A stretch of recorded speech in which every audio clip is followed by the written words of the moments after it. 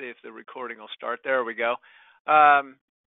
My name is Doug Cluck, representing NOAA here. This is the monthly webinar for September 2018.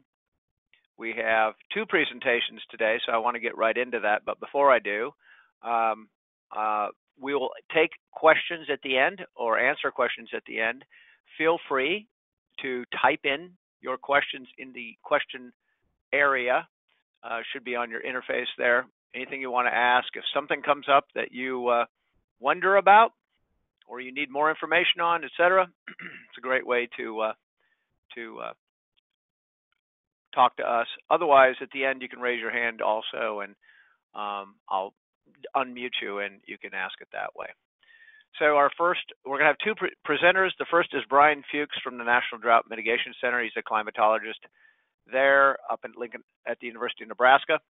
And then the second speaker is Michelle LaRue from the NOAA's Climate Prediction Center, based near Washington, D.C. So she's going to talk a little bit about the potential for El Niño conditions forming in the Pacific and what that might mean for us in the north central part of the country.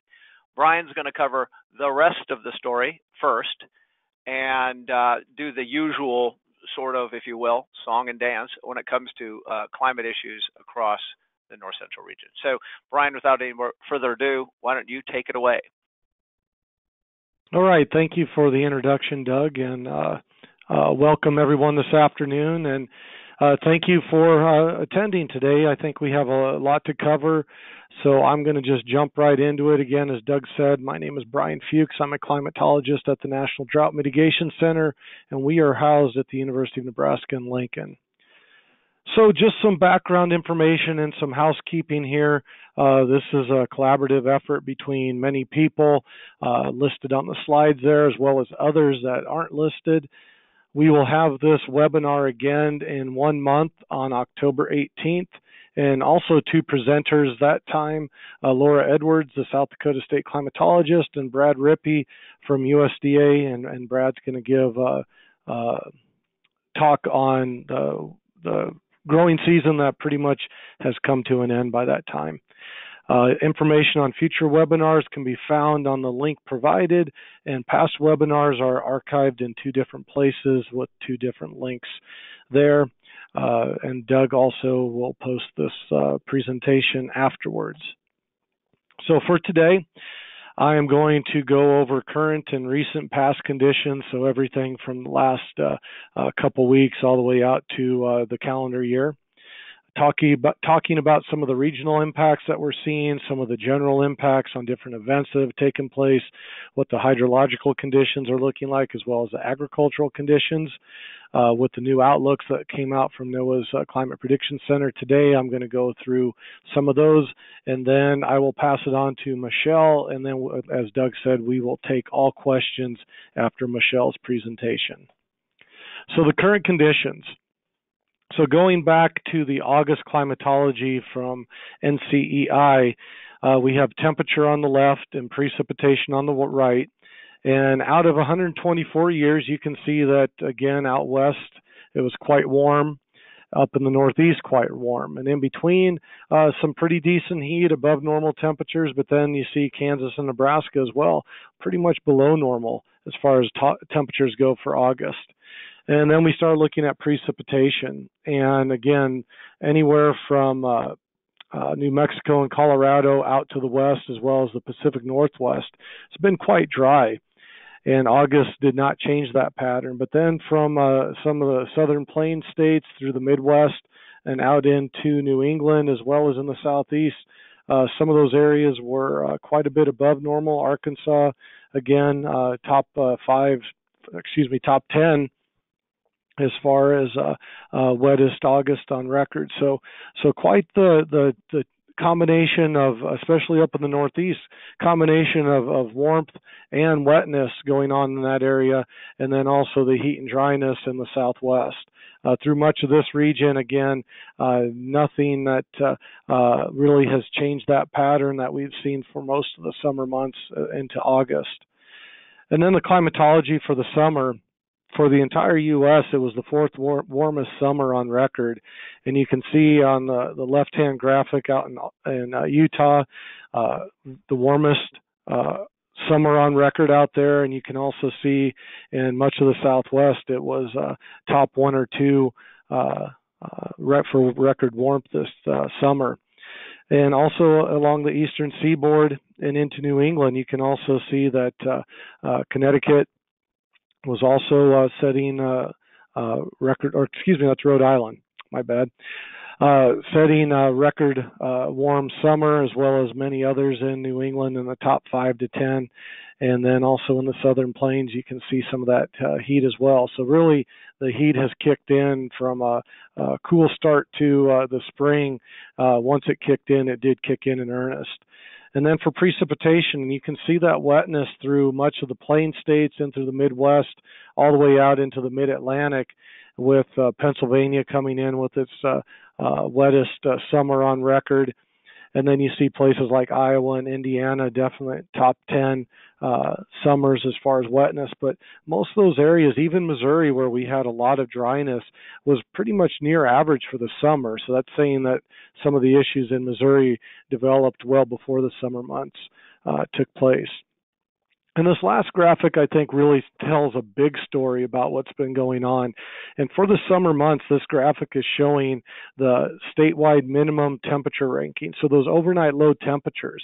And you can see that pretty much across the country, and there are some pockets that were worse off than others, but almost everyone was much above average as far as having overnight low temperatures that were well above what their normal should be for this time of year.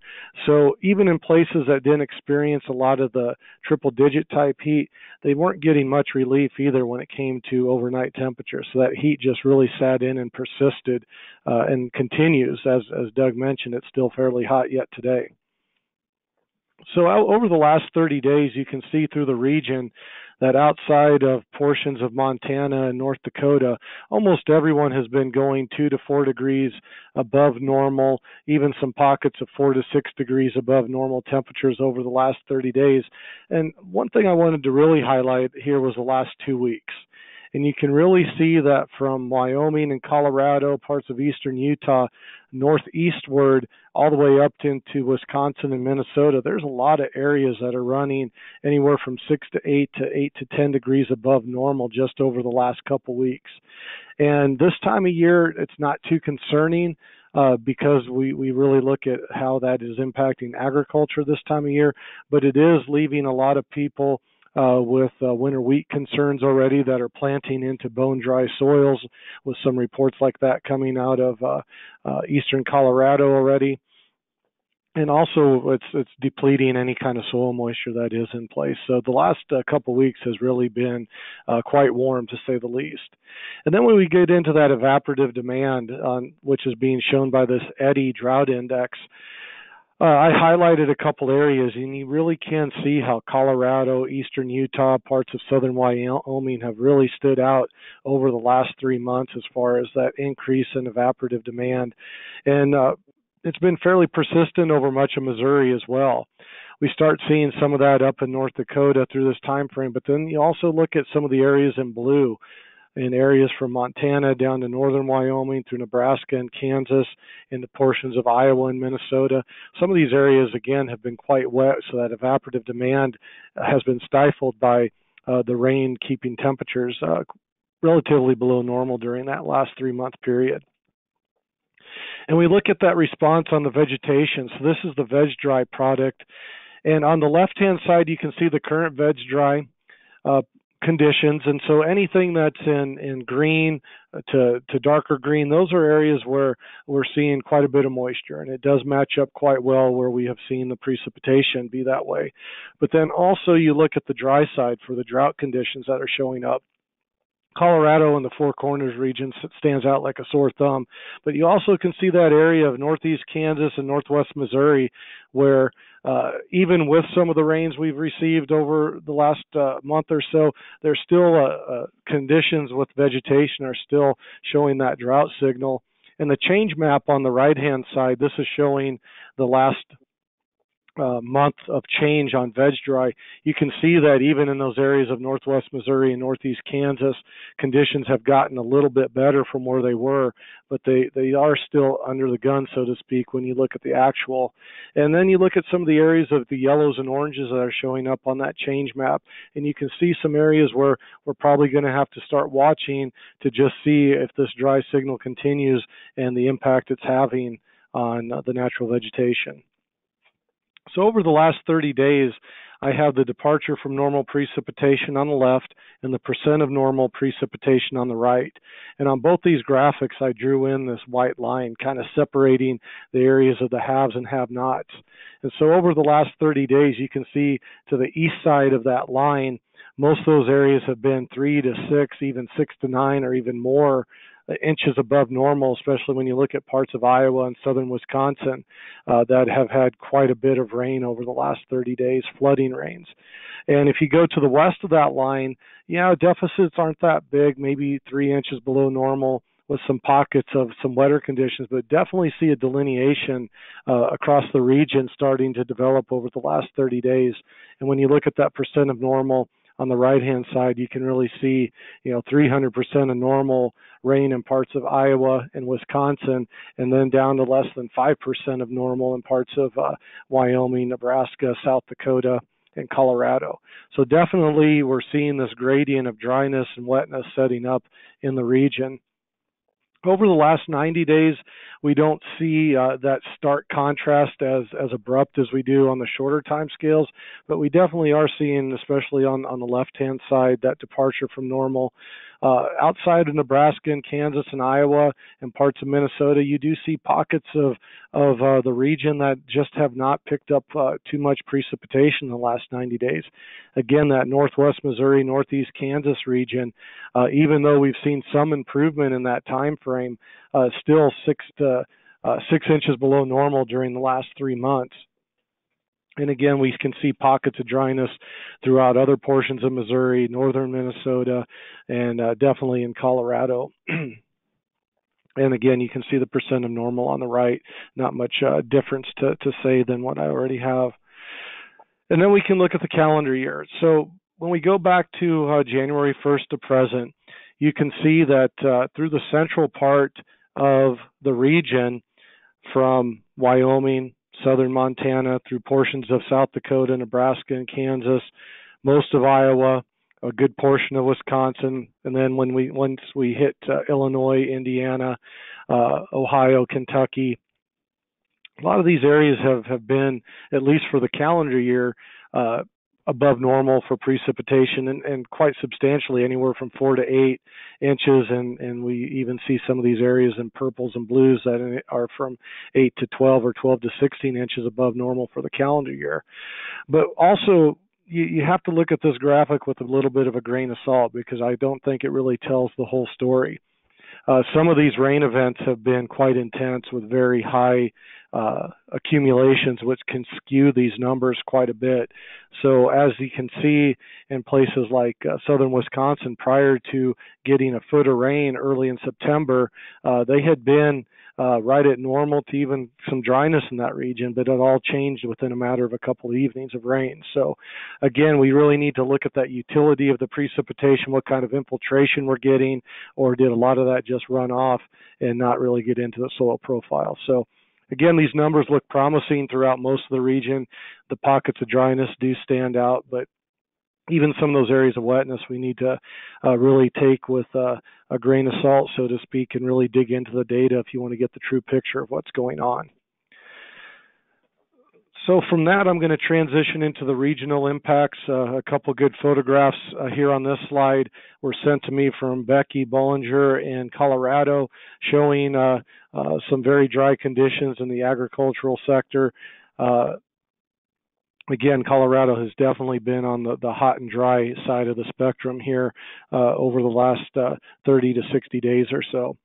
And then Kansas, the graphic showing the governor's drought declarations, I think it really shows the picture of what was going on in the region with that really intense area of drought through the summer in northeast Kansas and northwest Missouri.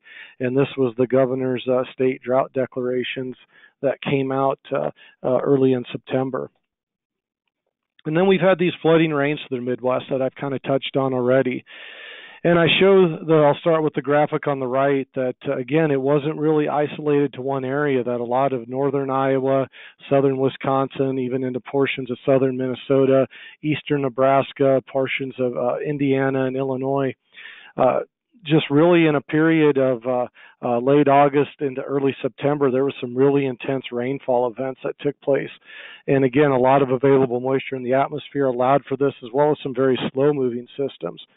So the comment that came to me from the Madison, Wisconsin area was widespread 10 to 11 inches of rain, with some locations approaching 15 inches of rain in this one single event. So again, these intense rainfall events have been commonplace through many areas of the region.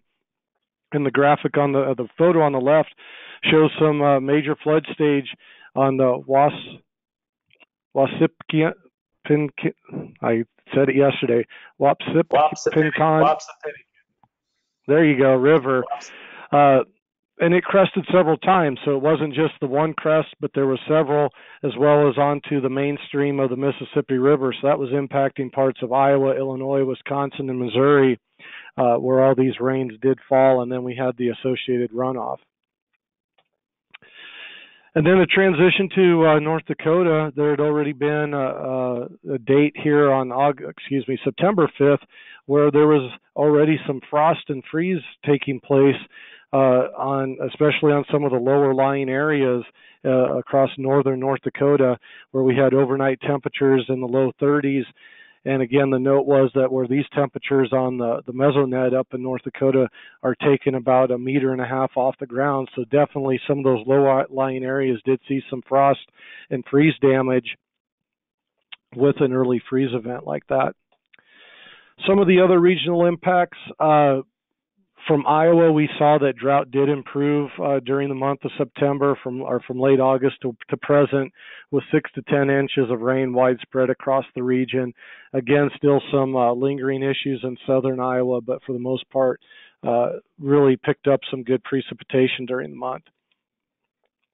A report out of Ohio was how the heavy rains coupled with the intense heat have spoiled the popular Honeycrisp apple crop in Ohio, where the combination of moisture and heat caused widespread disease outbreaks. There was a significant flash flooding event in Manhattan, Kansas, early in September. And then much of western Colorado has experienced its warmest water year to date. Some parts of western Colorado are also experiencing the record driest water year to date. So again, that heat and dryness are definitely being coupled together throughout Colorado, but especially in western Colorado. Northeast Colorado has been more of the bright spot that was relayed, but they've also been drying out as of late. And again, I showed that graphic with the recent heat. So as good as things have been in that part of northeast part of Colorado, we could expect to see some changes if we don't see a shift to a cooler or wetter pattern here. Then on the right-hand side of this graphic, just another indication of the type of heat that the region was dealing with this summer. Kansas City Power and Light expanded the payment options for customers. They typically end these at the end of August for those to catch up on their utility bills for the summer. But with those ongoing warm temperatures into September, they extended this grace period another month, just because they knew folks would be using more energy staying cool with that ongoing heat in the region. And just some samples of some of the data coming out of Colorado. The condition monitoring reports on the left-hand side show the current drought monitor with some of the condition reports that are coming in from the public. And so the darker reddish-brown are public reports saying that it's severely dry. Those in red are moderately dry conditions being reported, and the orange triangles are mildly dry, with those being widespread through the region. You can definitely see that, again, conditions again, this is public perception, is based on just how much dryness there has been in the region. And then again, we couple that to the SNOTEL water year percentile rankings of precipitation in Colorado and through the rest of the West. And you can see up in portions of Wyoming, conditions are in that the green area, the greens to blues, where it's in the 50 to 80% of on the wet side. So basically saying that on the high side of the wet spectrum. But then as you go south into Colorado, and you see also in Utah that these conditions are not widespread, and we're seeing that some of these are in their top 5 to 10 driest events as far as the SNOTEL record for those locations. So again, this is the upper elevation precipitation. If we think back to what the SNOTEL water year is looking at, so it's going all the way back to October 1st through mid-September, and that's saying that typically during this time frame, that's where we accumulate the snow and the snow water equivalency of moisture out of that snowpack, as well as those higher level upper elevation precipitation events in the summer. Pretty much a lack of runoff and really starting to impact some of the reservoirs in those areas as well, because precipitation has just been so dismal for the current water year. And with that, we've also had some fire incidences throughout Colorado and Wyoming and other portions of the West. And you can see that these were the current large incidents of fire as of September 19th. And again, you look at the western part of the divide, and much of Colorado is definitely seeing some widespread fire outbreaks, some more spottier conditions in Wyoming, and then into Utah and other regions, but definitely seeing the drought contributing to the increased fire capability and danger in the region. And then this next graphic is showing everything in yellow has been fires that have been burning since January 1st. Anything on that graphic that's in the reds or oranges are current or active fires that are taking place. So you can see that some of these complexes have had ongoing fires for quite some time. And also you can get a feel for the number of acres that have been burned as far as the forest in Colorado. And some of those yellow blotches, if you want to call them that, are quite large and have impacted quite a bit of the forest in the region. And again, we are seeing some active fire conditions still ongoing in these areas, albeit not so big as they were early in the summer. Brian, just a quick note on that is because of the recent extra heat and extra dryness in the last 30 days, a lot of those fires, I guess they're new, but it's almost like they're having a resurgence of their fire season. Yeah, and if you look at where some of those red and orange areas are, it's been in areas that have been burning or have burned in the past, and it may be just rekindling some of those areas that were already on fire or very prone to fire. And you're exactly right, the wind and temperatures and dryness have just kind of fueled that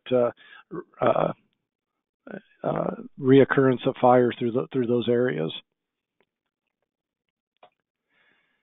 So now we'll transition to the Missouri River Basin. And the update this week said the system storage is currently a little over 63 million acre feet, which is about 7 million acre feet above average. It peaked at 68.4 million acre feet 10 weeks ago, and that was also 5 million acre feet above, or that's 5 million acre feet have been released from the system. Over the next 11 weeks, the Army Corps of Engineers is going to release another 7 million acre feet. Again, that's part of their mitigation for flood conditions down the road.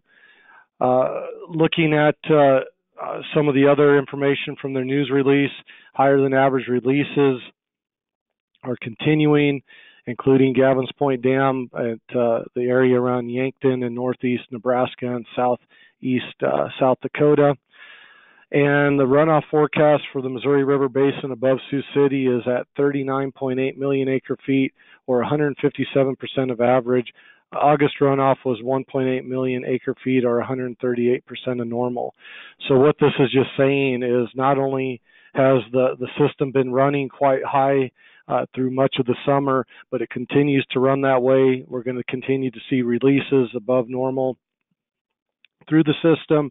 And again, think about some of those precipitation maps that I showed earlier, as well as some of the very intense precipitation events that's led to a lot of water being fed into the Missouri River for this time of year. We typically aren't seeing that level of water coming into that system.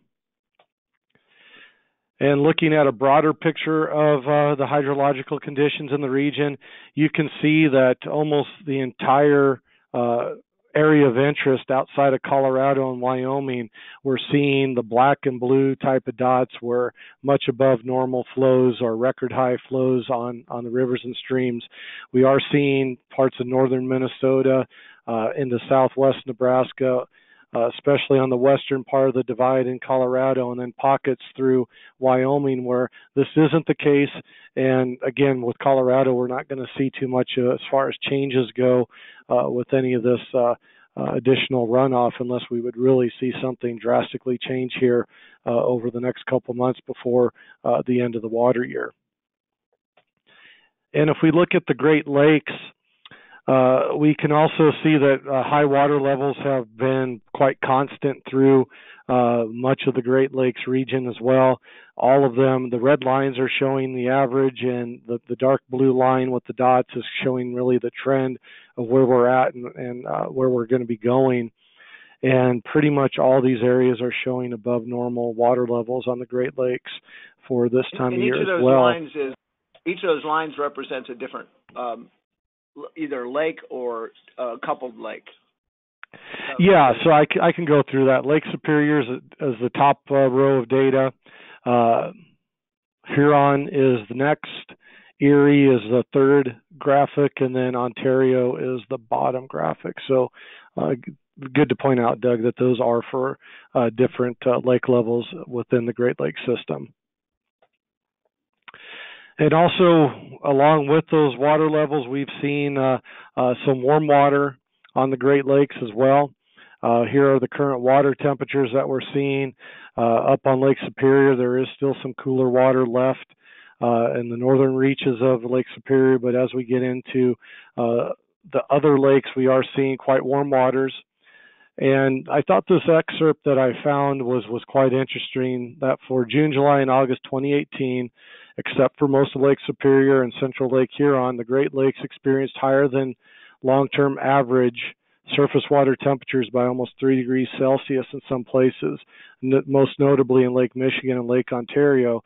And with those high water temperatures, that has led to a lot of algae blooms taking place not only on Lake Superior but throughout the Great Lakes region. So some water quality issues, even though the lake levels have been high, those warm temperatures have led to some complications, so to speak, in the Great Lakes. And we'll shift gears into agriculture at this time. So looking at the current soil moisture anomalies in the region, I highlighted the area of where soil moisture conditions have really been supplemented and saturated here in the last month or so. And you could probably include most of Kansas on this graphic outside of the northeast part of the state as well. And then you can also see those dry areas in Minnesota, the Dakotas, parts of Missouri, central Illinois, all of Colorado and portions of southern Wyoming.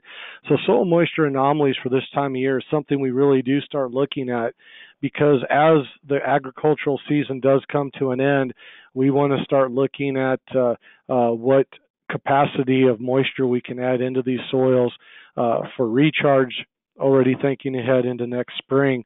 And the forecast that I'll be showing a little bit later, I think we'll be adding on to these. So not much soil moisture issues as far as conditions go right now.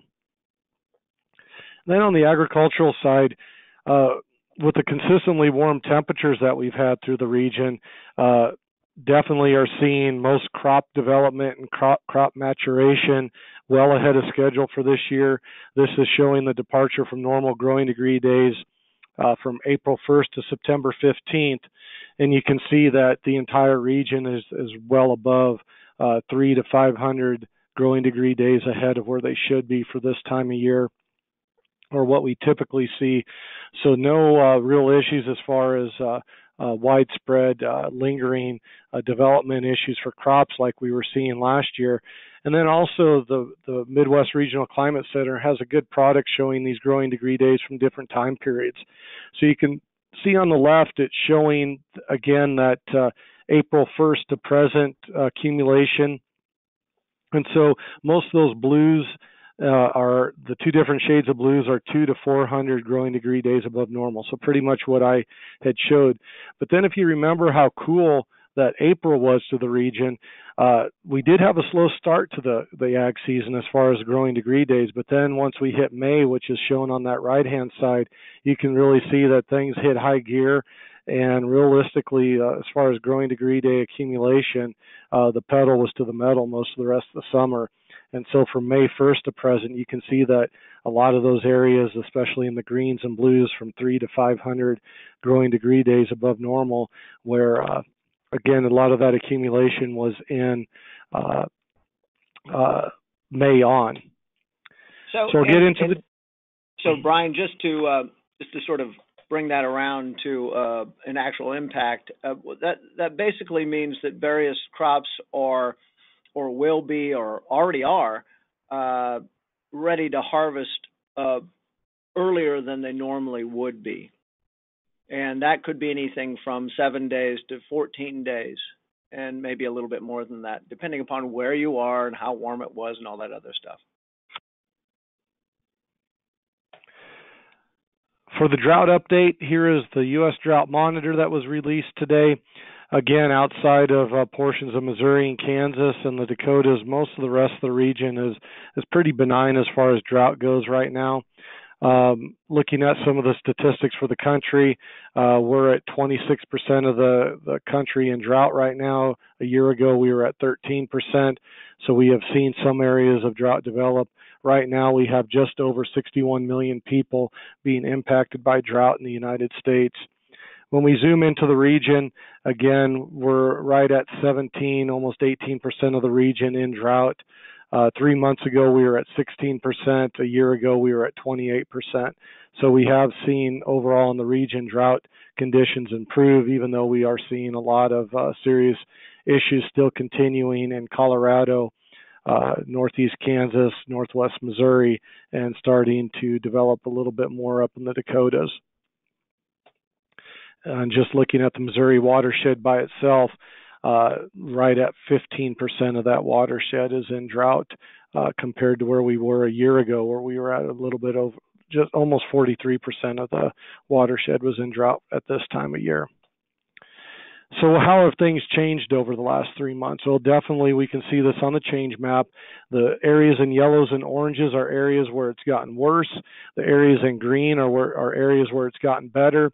So you can definitely see that Kansas has been the area where we've seen the most improvement, and also by the most classes, as well as southeast Colorado, but also seeing some of that degradation in the Dakotas, Colorado, Missouri, and Kansas as well during that same time frame. We won't leave Michigan out. It has been fairly dry through a lot of southern Michigan through most of the summer as well, and we can see that on the change map.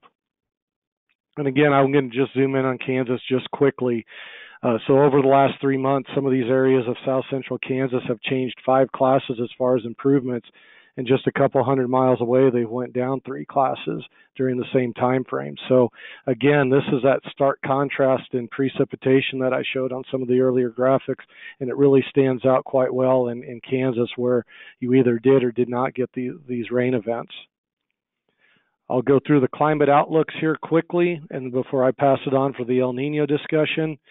So over the next 7 days, here is the forecast QPF graphic, and we are continuing to see this wetter pattern, especially over portions of Minnesota, Wisconsin, southern Missouri, Oklahoma, Arkansas. Again, pretty widespread high amounts of precipitation between the 20th and 27th of September through much of the region. And as Doug mentioned, where crops are already mature, we're starting to see some harvest taking place.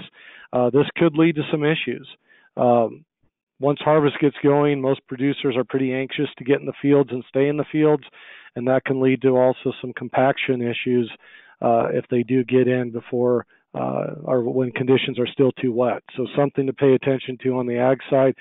And as you can, if you remember from last year too, we had some severe weather that came through about the same time of the year last year, with some heavy winds that caused some damage to crops, some substantial yield loss in portions of Nebraska, Minnesota, Iowa, and the Dakotas last year as well. So we'll have to really pay attention to see what verifies with this rain, as well as any severe weather potential.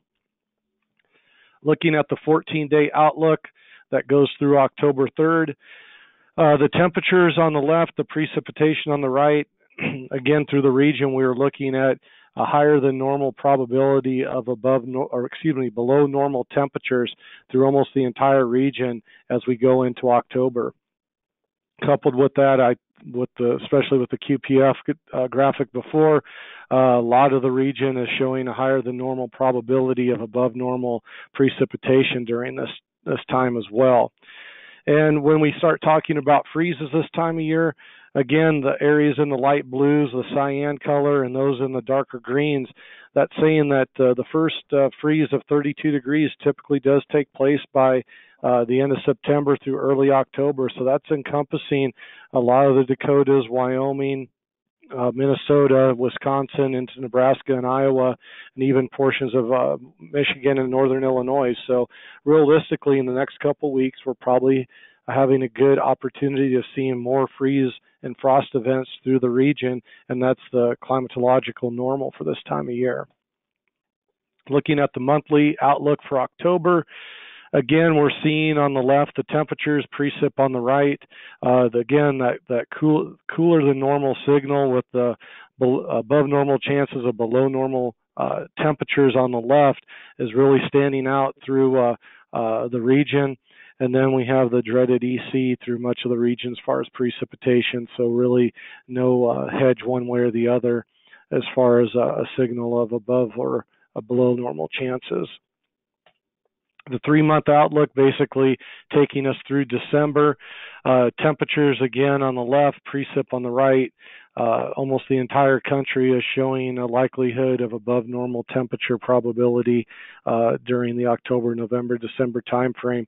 And realistically, our precipitation stays EC through that timeframe as well. Kansas kind of gets in on a little bit more of the above normal chances of above normal precipitation, but pretty much EC through the rest of the region. Just saying that right now there isn't too strong of a signal to go one way or the other. And just an early winter outlook. I think this will be officially released for the call in October. But again, it's showing above normal temperature probability, above normal probabilities of above normal temperatures on the left. And for the most part, EC stays in place through our region. Hopefully, but when the official comes out, there'll be a little stronger signal other than the above normal chances of below normal precipitation showing up through the northern Rockies currently. Seasonal drought outlook really quick. It is showing that the drought persists in the west, the Four Corners region, and that through our area of interest, the Dakotas look like drought is going to persist. Some improvement or even drought removal likely in Kansas and Missouri, and also into some of those pockets of drought that are in Michigan and southern Iowa. And Brian, this is through the end of the year. That was through. Yes, I'm sorry. That goes through the end of December. That's a good point to make on that graphic, Doug. I'll throw up my contact information, and I recognize our partners there at the top, and that probably doesn't even capture all of them. There's a lot of people that come together to help get all this information out to everyone. And with that, we will transition to Michelle. Thank you. Yeah, let me transition to Michelle. Stand by.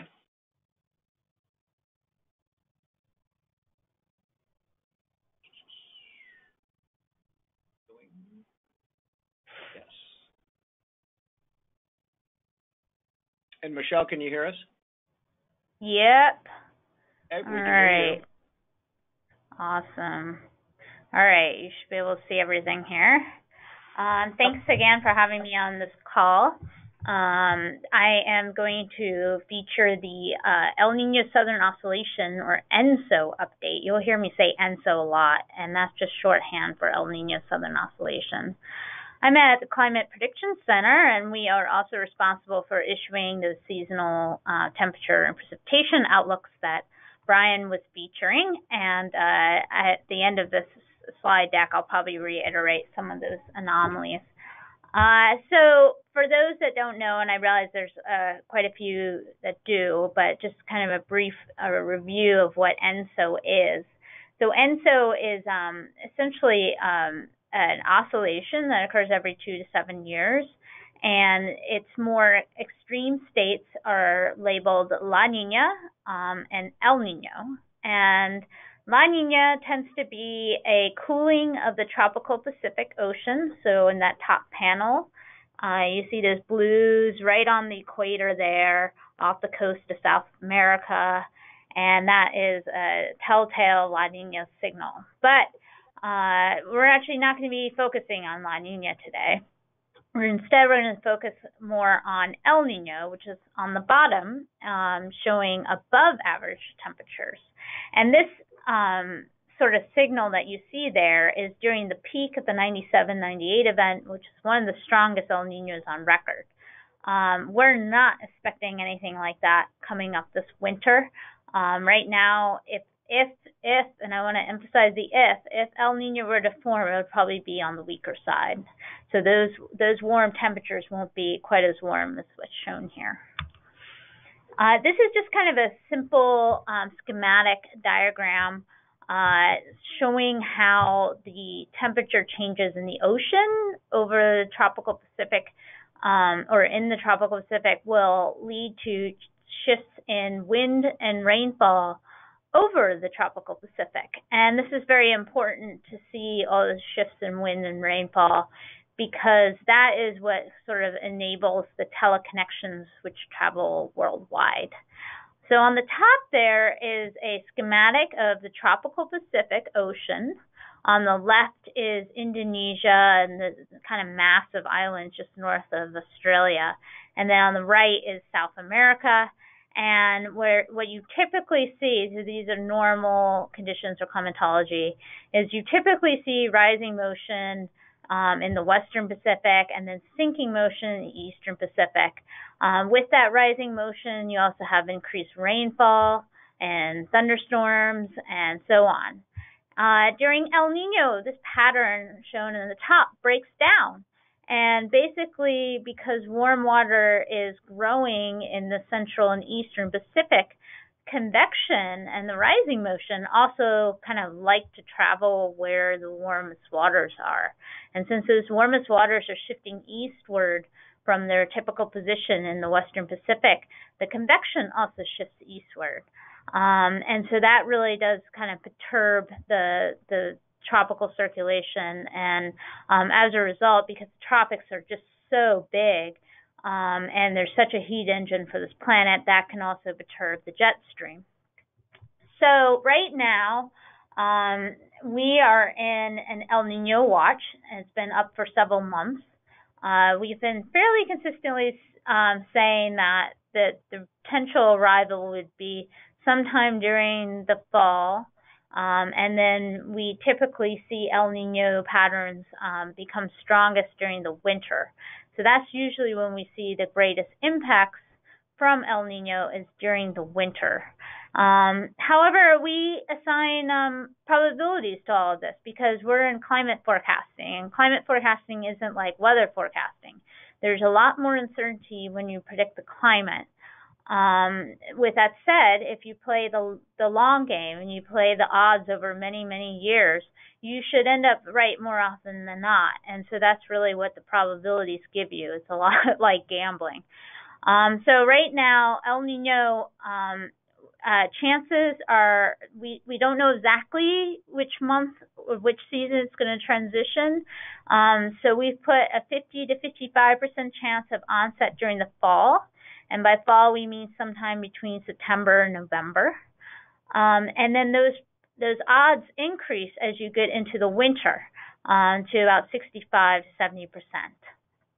And again, if one forms, it's definitely going to be on the weaker side of things. And I want to emphasize too that a 70% chance of El Nino forming during the winter also means that there's a 30% chance that it will not form this winter. So just keep that in mind as you're assessing your situations.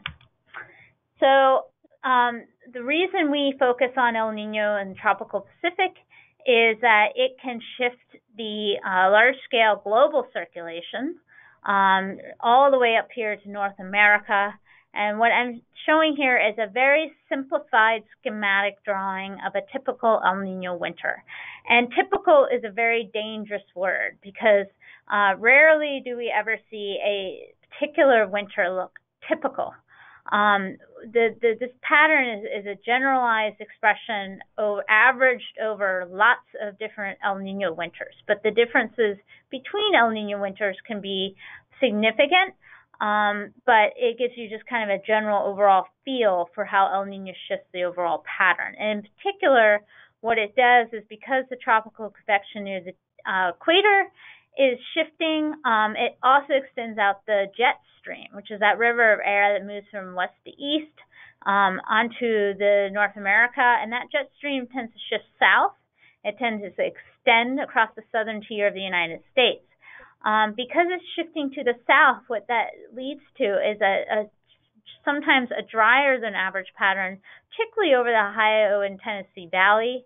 It also, because the jet stream is shifting south, it tends to be a little bit warmer than average over the northern tier of the United States. So I'm going to come back to this at the end when I talk a little bit more about the impacts. But keep in mind that we express impacts in terms of probabilities. That is, what is the percent chance that something's going to happen?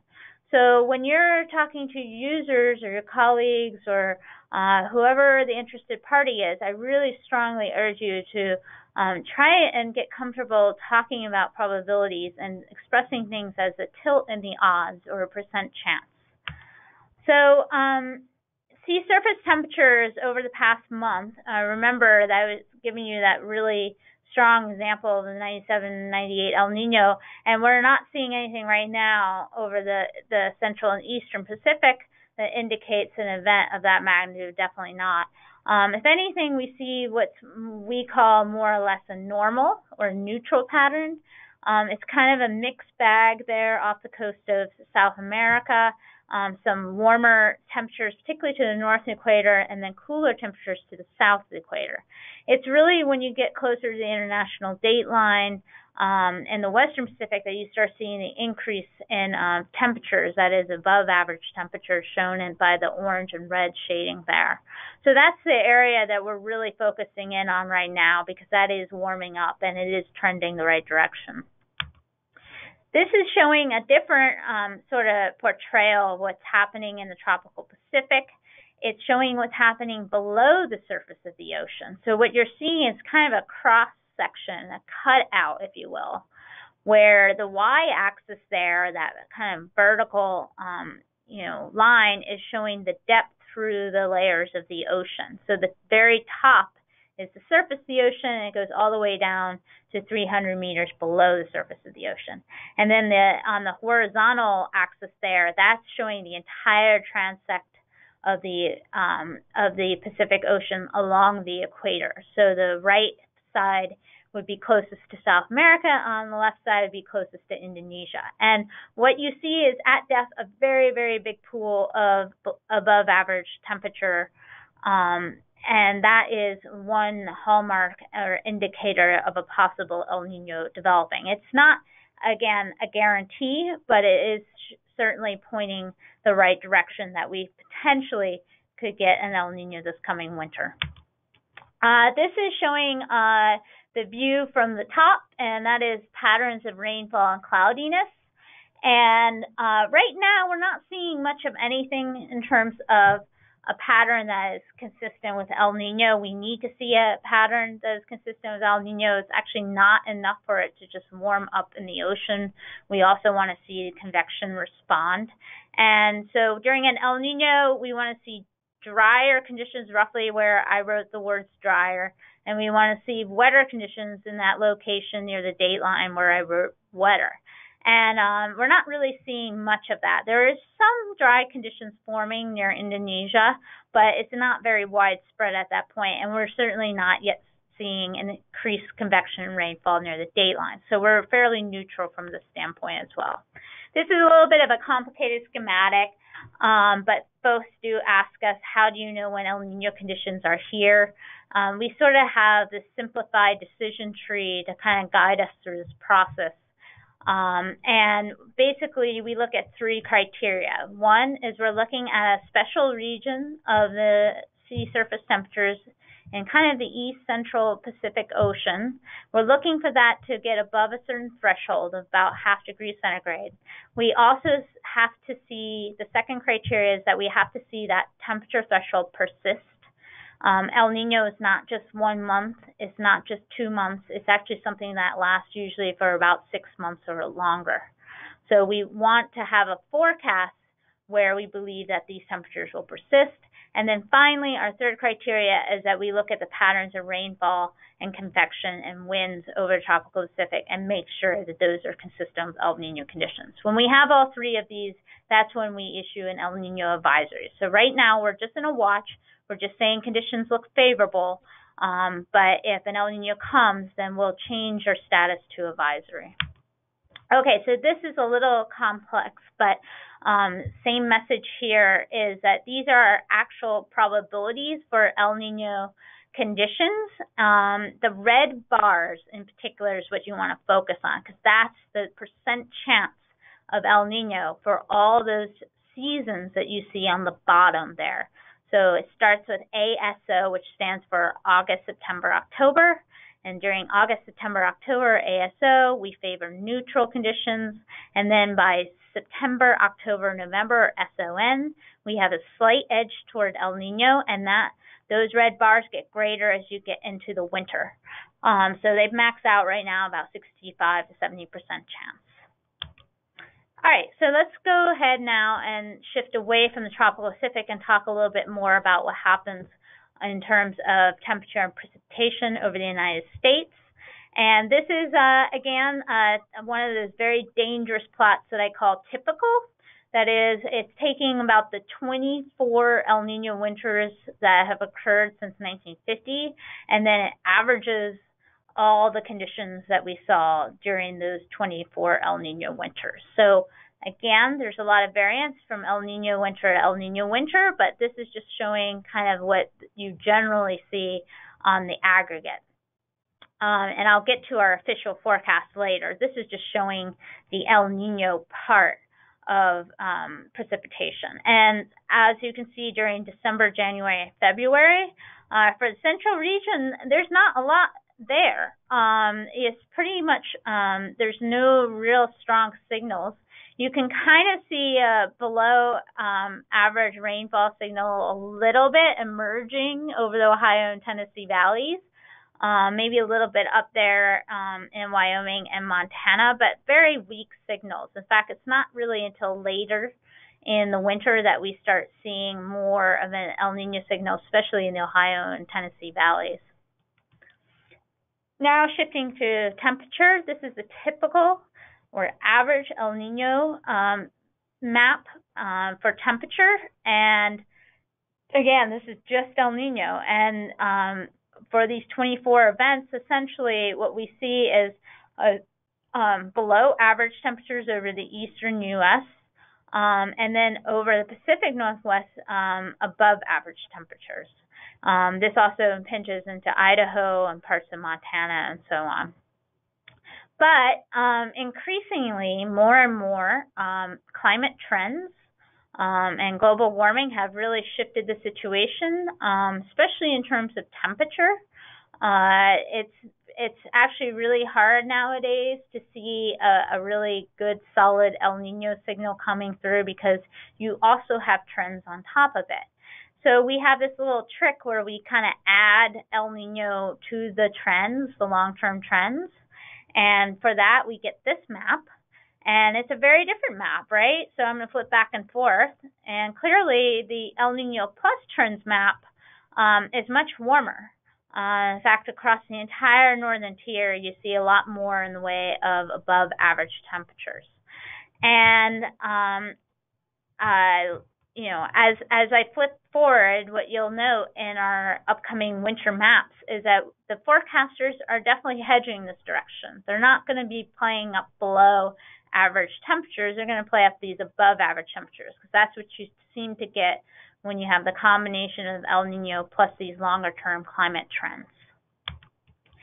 Anyway, so one thing I already told you is that if we get an El Nino this winter, and we may not, you know, it will probably be on the weaker side. And what does that mean? All right, so El Nino is going to be on the weaker side. What's that telling me?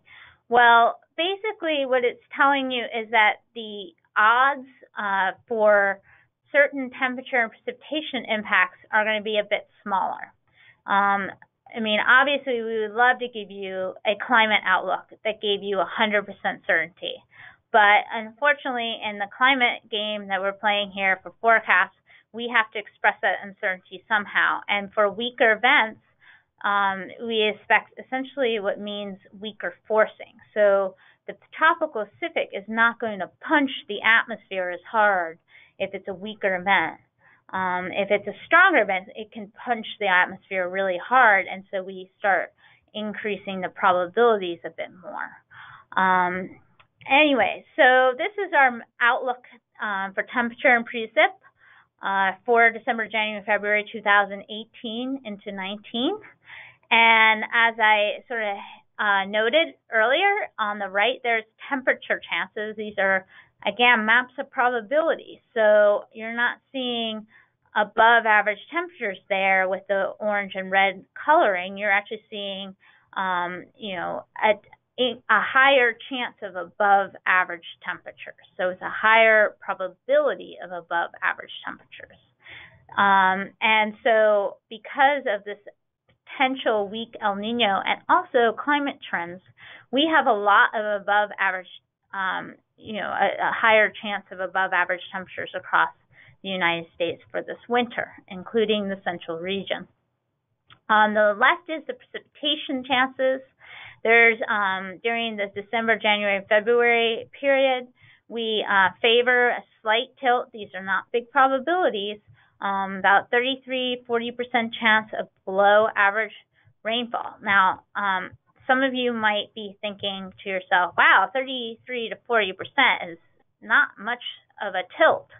But keep in mind that there's three possible outcomes here, right? So we forecast for below average, near average, and above average. So there's three possible outcomes. And so random chance says that 33% chance in either category. So if you have a category that gets above 33% chance, then you are slightly favoring that category. And so that's what this map is expressing.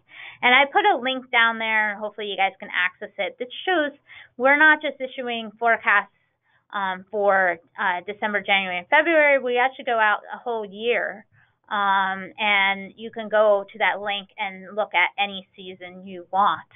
And keep in mind also that we update these forecasts once a month, because we get new information all the time, and so we modify these maps as we get that new data and that new information.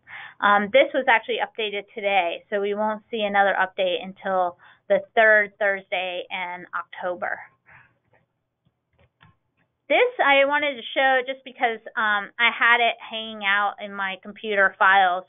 And I think it reinforces the point about how the probabilities aren't very high for a weak El Nino situation. This is showing the winter outlook for a very strong event in 2015-16. And what you see is a lot darker colors indicating higher probabilities.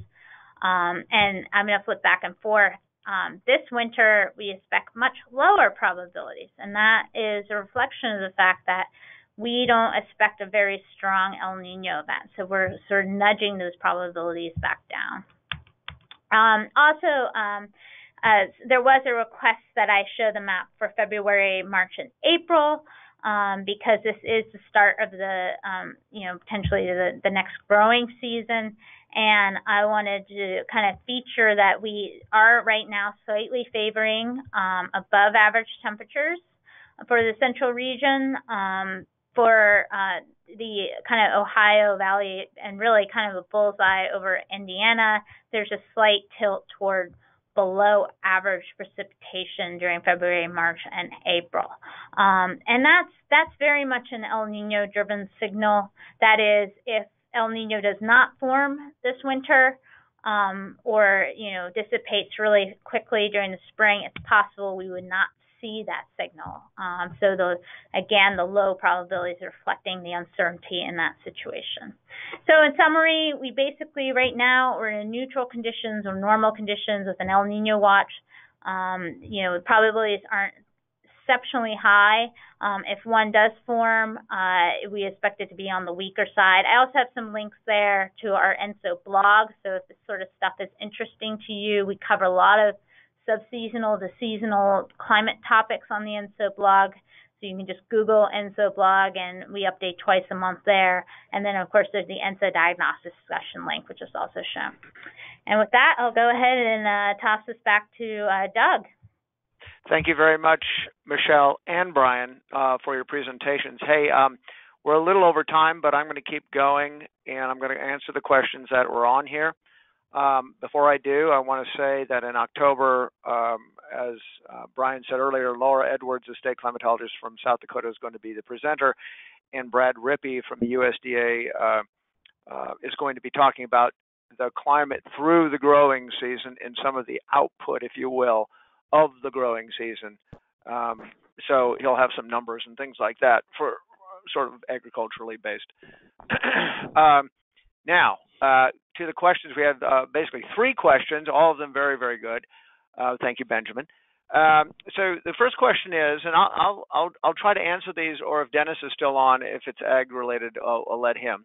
But I know he had to go to another call, so we'll just go through them. I'll do the best I can. And certainly Michelle and or Brian chime in if it's something you want to do. And I think there's a couple here that or at least Michelle will want to do.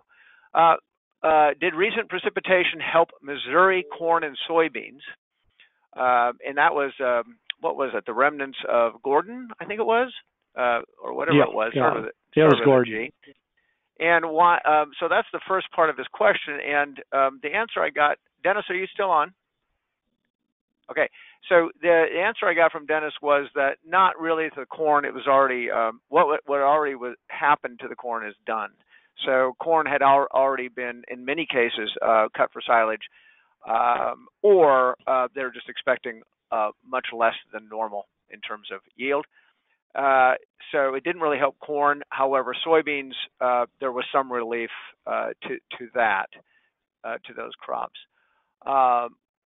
And why was the drought so bad in Missouri this growing season? I'll start, but maybe Brian knows more than I do. The northern part of Missouri has been relatively dry since last fall. It might have gotten a little wetter during the winter season and early spring, but it was sort of set up for dry conditions as summer sort of came into full force, especially in May. When May turned on and we had the second warmest or hottest or whatever we had, extremely warm temperatures during May, that really depleted soil moisture as things were, plants and everything were growing like crazy at that point.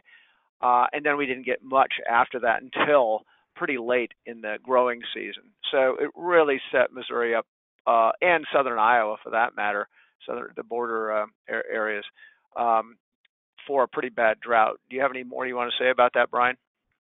Yeah, this question did come up earlier in the spring, and one thing that we noticed was the area from in and along the Missouri River northward into southern Iowa, and also catching parts of northeast Kansas and southeast Nebraska, is that area had been dry, not just in going back to last fall, but even in the last year. That dryness was just kind of there. Pockets were worse than others in some counties versus others. But overall, I'm looking at some of the data here right now. Some of those areas are still greater than 20 inches below normal precipitation over the last 24 months. So it's something that there was lingering dryness, and then what we saw happen in the spring and summer just kind of blossomed it into the drought event that we saw. Okay. Another question was, were there any ag impacts from Hurricane Florence in the north central region? And for the most part, you wouldn't say any direct, there were very few direct impacts. Maybe eastern Kentucky got a little bit of rain out of it, but it wasn't the kinds of rain that was devastating that they saw in the eastern Carolinas area. So it may have slowed down the progression slightly of some of the systems across the United States. That can happen. Do you want to say any more about that, Michelle? Or anybody? About tropical systems and their impact on overall? Well, I was going to say. I really wasn't. Yeah. Okay. On the ag side, economically, you kind of look at it, especially those that are in hog production. There was a lot of animals lost in the storm down in Florence, as there is quite a bit of pork production down there. So for the Midwest pork producers, probably going to see a little bit better prices. So again, some person's negative impact is a positive impact in this region. That's a good point. Now here's one for Michelle. There was a weak La Nina this growing season. And I think we'll say, and that we can debate actually. And there was a typical it was a typical La Nina pattern. Could next season have a typical El Nino pattern, even though it was a weak El Nino? So let's talk about La Nina first. Go ahead. Yeah. So let's just kind of quickly review what happened earlier this year. So I'm sorry, this is just a table of numbers, which if you're not used to looking at is pretty overwhelming. But it's the data, and basically what I'm seeing here is that we kind of had a weakish La Nina in February, March, and April, and then by the time we got around kind of April and May, we returned back to neutral or normal conditions. So our La Nina is really restricted to last winter. I don't know. I really couldn't comment without doing some more analysis how it might have impacted the growing season, other than maybe it was a little wetter than average over the Ohio and Tennessee valleys. But I have to go back and look at the data. Does anyone else have a memory of that? My memory is that the atmosphere took a while to evolve back to neutral. Right. Okay. So there were lingering effects March, April, maybe May. I don't know. Okay. So sort of would favor that wetter than average conditions over the Ohio and Tennessee Valley. I don't recall whether that's actually what happened, but that's what La Nina would favor. Okay. Then the second part is, could next season, and I'm assuming this is sort of winter into spring, maybe even summer, have a typical whatever that means, El Nino pattern, and even though it's a weak or even borderline, even if it doesn't qualify as an El Nino. Yeah. So the longest time frame that we forecast ENSO for is out through this April, May, June period. Obviously, this goes forward as we update from month to month, but April, May, June is really the last lead. And as you can see from this probability map, at that point, we're slightly favoring a return to neutral at that point. That is a little bit of favoring a transition around the springtime. So that makes it, again, kind of hard to say what will happen for the spring and also into the summer. If we do get an El Nino pattern and it really hangs on, then remember that February, March, April map I was showing you, where you get sometimes this drier conditions in right around here and around Indiana and Illinois and Ohio. That could definitely kind of play a role for that early part of the growing season. But I wouldn't want to hedge too much at this point on the summer. Right. Another question, could the currently warmer than average Great Lakes water temperatures impact lake effect snow potential this winter? And That's I think a great question. It is. it That's can, a really great question. It can affect it if you have enough cold air to allow that to happen, if that makes sense. So you can't get lake effect. You can't get lake effect snow without the right cold air blowing over it.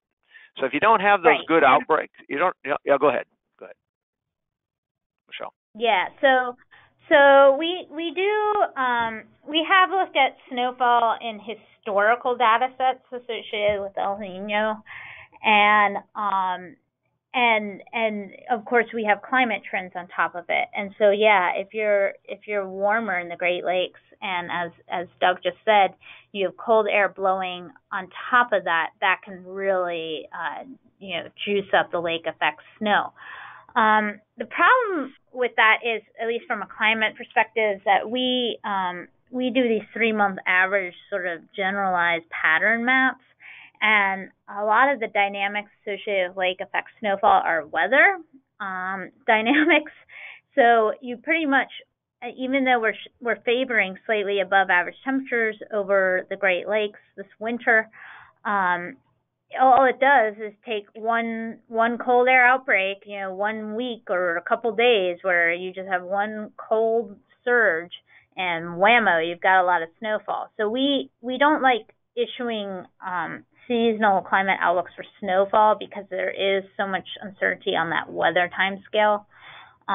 With that said, the overall pattern, for El Niños tends to be a little bit greater in the way of snowfall over to the northeast.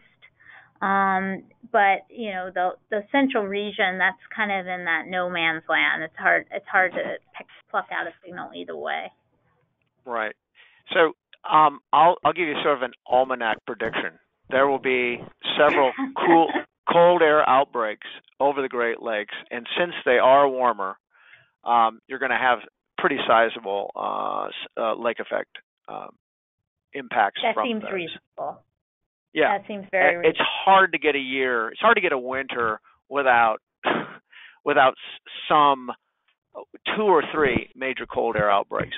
Now, you look at the map that she has up there, and it shows warmer than normal conditions more likely than cooler than normal conditions over, what is this, a 3-month period in December to February. That actually may hold true, right? But you're still going to have some awfully cold temperatures mixed in with that, just not as many as normal. That's okay? right. So instead of 10 of them, you'll have happen. 3 of them. Yes, that's right. Winter will still happen. Yes, for sure. We do have to tell people that over and over again. So, and when it shows warm over Montana and North Dakota, warm there is warmer than -30. Okay. Right. So warmer than -30 is -20. That's pretty cold to me. Exactly. Yeah, for me that's cold. I agree. So those are things you have to kind of remember when you look at these outlooks and things like that. So I don't have any more questions. Anybody, Brian or Michelle, any comments? No, thanks for having me on. I definitely have to run though. Now that we're at 3:15, and but I really appreciate the questions and everyone's interest in these topics. Yep, and if you have any further questions, you can always write to me, and I'll get them to the people who can answer them more appropriately, if there is. Or if you know Brian or Michelle's email, just directly email them and ask away. They're used to it. They like it. Thank you, everyone. We'll talk to you next. All right, have a good one. Next month. Thank you. Thank you.